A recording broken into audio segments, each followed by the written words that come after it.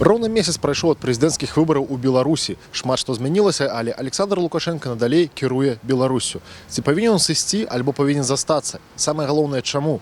Пра гэта мы спыталі ў звычайных мінакоў на вуліцах горадні. Ну, конечно, он должен уйти. Почему? Ну, во-первых, человек, который провел столько времени у власти, уже даже не понимает, как ею распоряжаться. Это раз. Во-вторых, Беларусь находится не в самом лучшем экономическом положении, благодаря, кстати, ему и той системе, которую он, собственно, и создал. Конечно, повинен сысці. Ну, тому що тое, що відбувається зараз в Україні, гэта...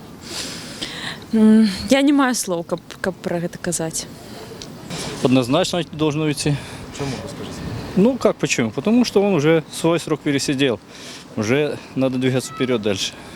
Ну, это незаконно, потому что столько народа поднялось. Всем понятна ситуация. Его избрали.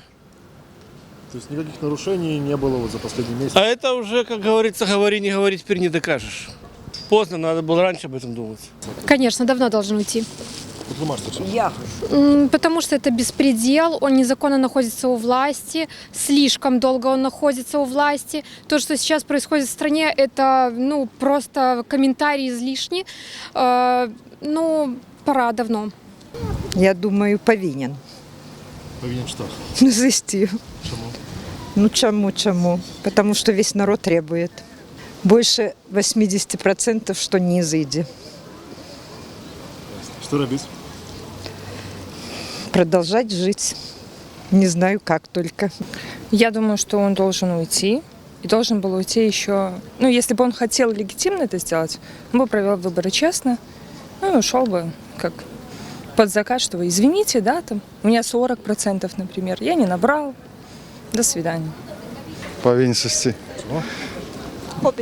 Хопить уже над нами змываться. Это реально, когда он сам с собой сошел? Я думаю, что нет. Увы.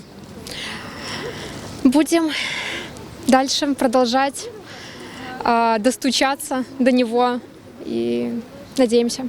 Я, знаете, старий чоловік, нічого не може сказати.